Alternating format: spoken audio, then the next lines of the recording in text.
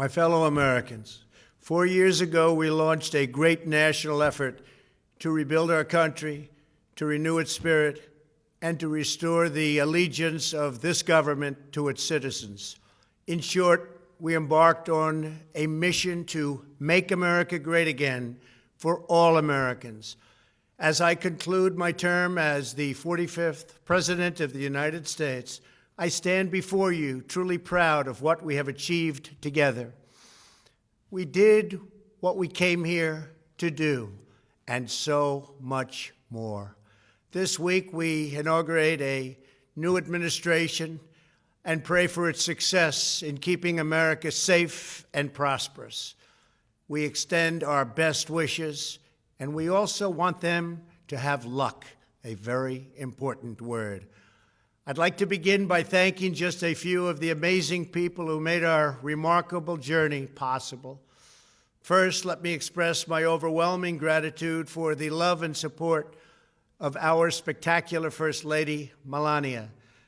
Let me also share my deepest appreciation to my daughter Ivanka, my son-in-law Jared, and to Barron, Don, Eric, Tiffany, and Lara. You fill my world with light and with joy. I also want to thank Vice President Mike Pence, his wonderful wife Karen, and the entire Pence family. Thank you as well to my Chief of Staff, Mark Meadows, the dedicated members of the White House staff, and the Cabinet, and all of the incredible people across our administration who poured out their heart and soul to fight for America. I also want to take a moment to thank a truly exceptional group of people. The United States Secret Service.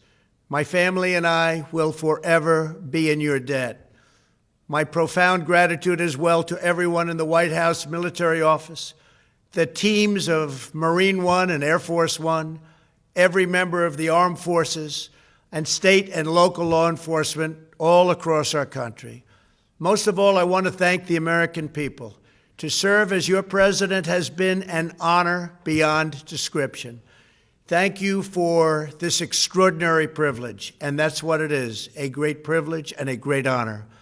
We must never forget that while Americans will always have our disagreements, we are a nation of incredible, decent, faithful, and peace-loving citizens who all want our country to thrive and flourish and be very, very successful and good. We are a truly magnificent nation. All Americans were horrified by the assault on our Capitol. Political violence is an attack on everything we cherish as Americans. It can never be tolerated. Now more than ever, we must unify around our shared values and rise above the partisan rancor and forge our common destiny. 4 years ago, I came to Washington as the only true outsider ever to win the presidency.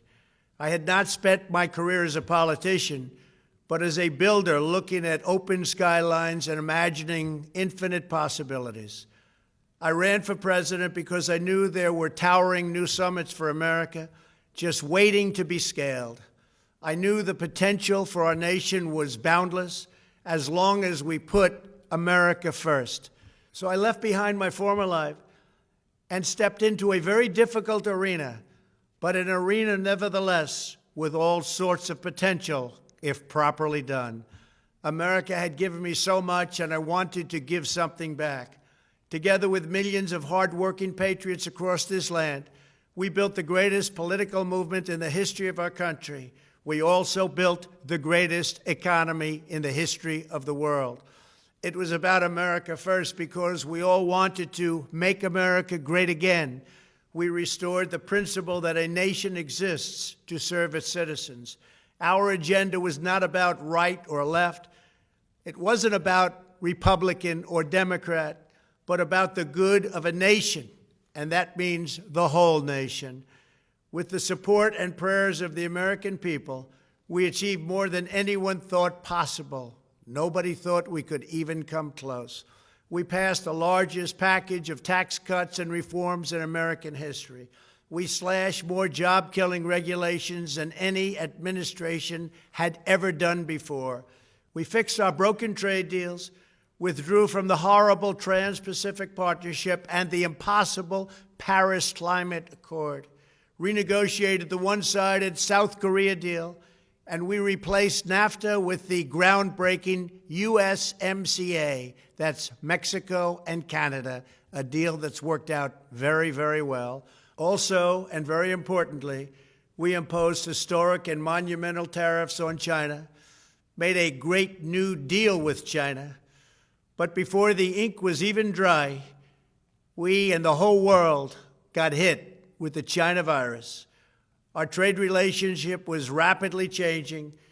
Billions and billions of dollars were pouring into the U.S., but the virus forced us to go in a different direction.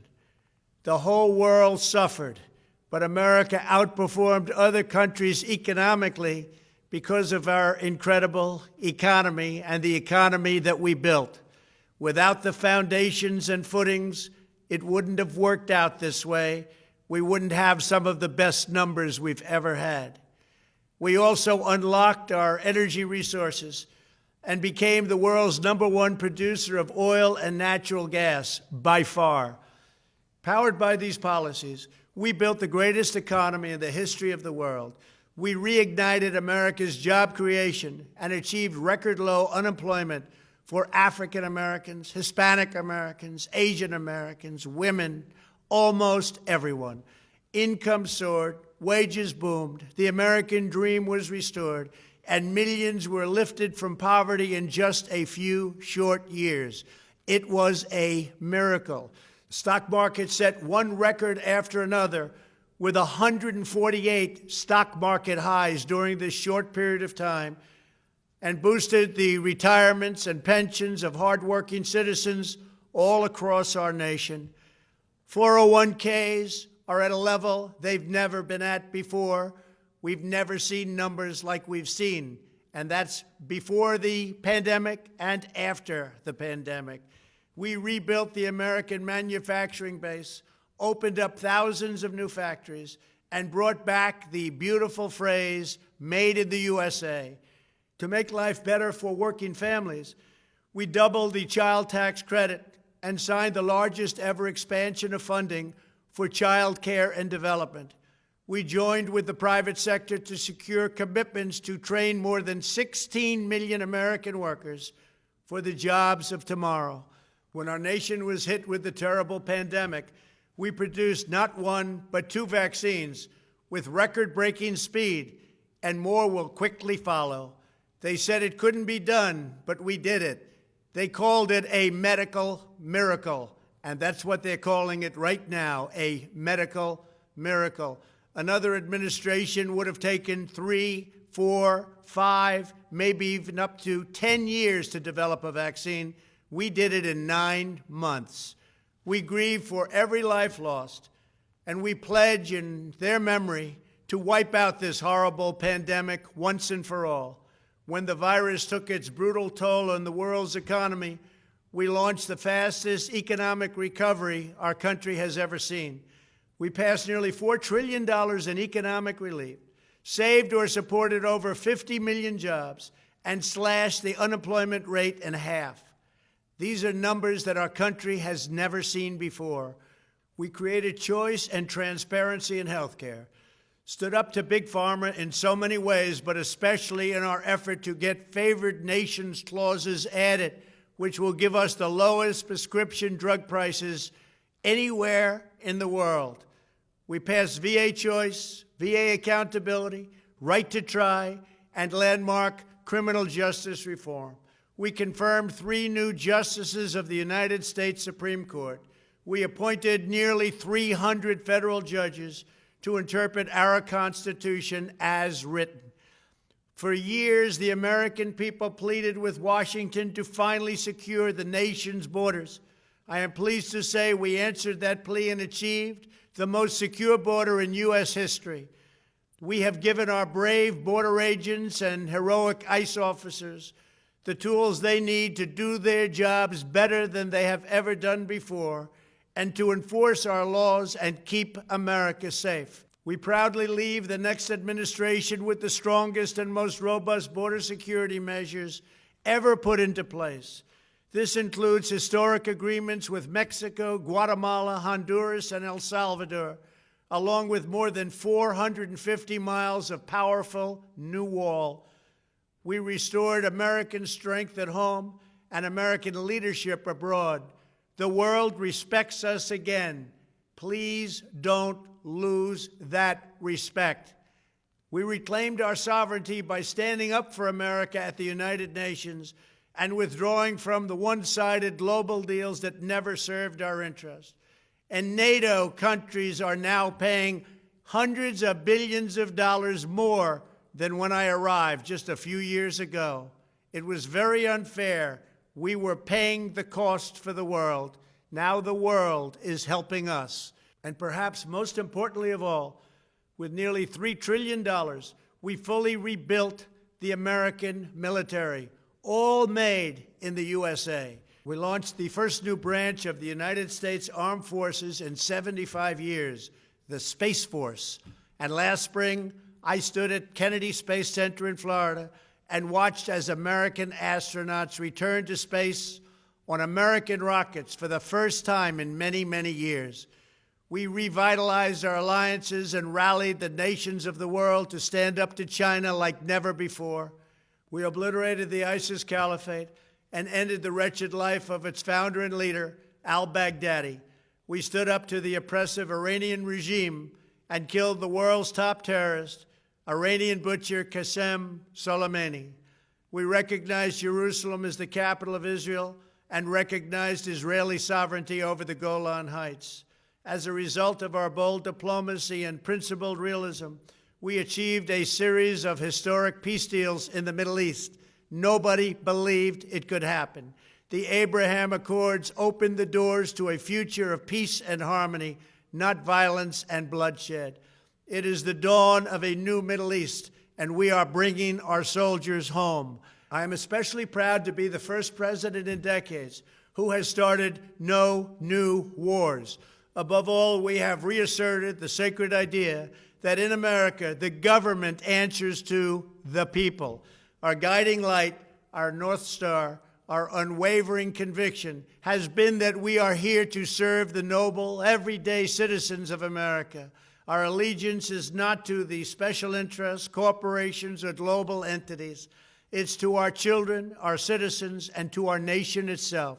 As president, my top priority, my constant concern, has always been the best interests of American workers and American families.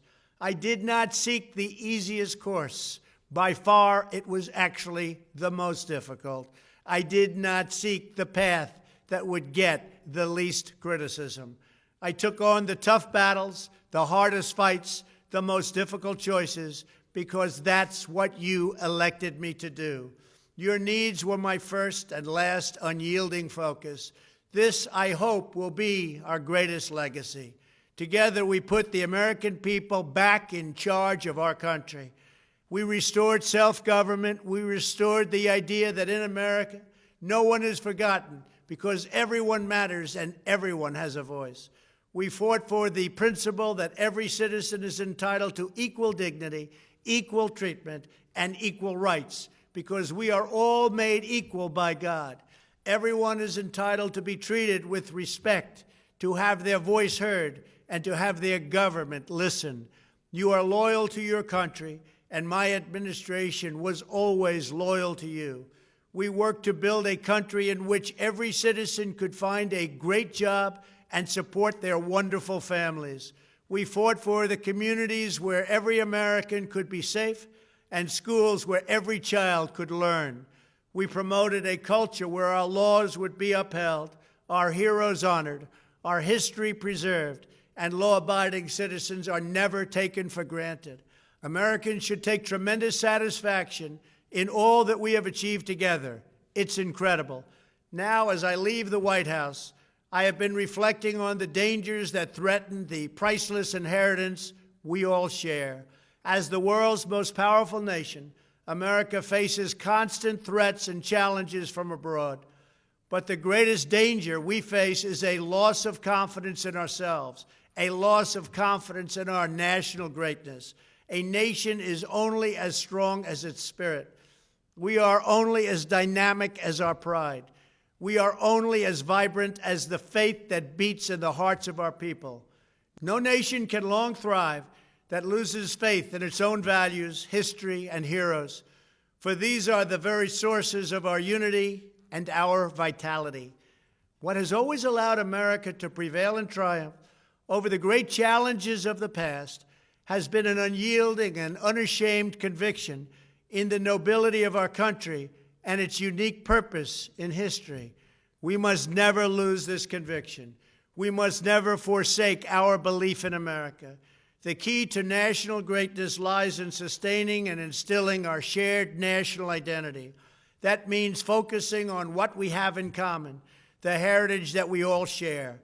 At the center of this heritage is also a robust belief in free expression, free speech, and open debate. Only if we forget who we are and how we got here could we ever allow political censorship and blacklisting to take place in America. It's not even thinkable.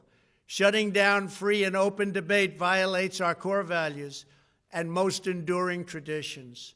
In America, we don't insist on absolute conformity or enforce rigid orthodoxies and punitive speech codes. We just don't do that. America is not a timid nation of tame souls who need to be sheltered and protected from those with whom we disagree. That's not who we are. It will never be who we are.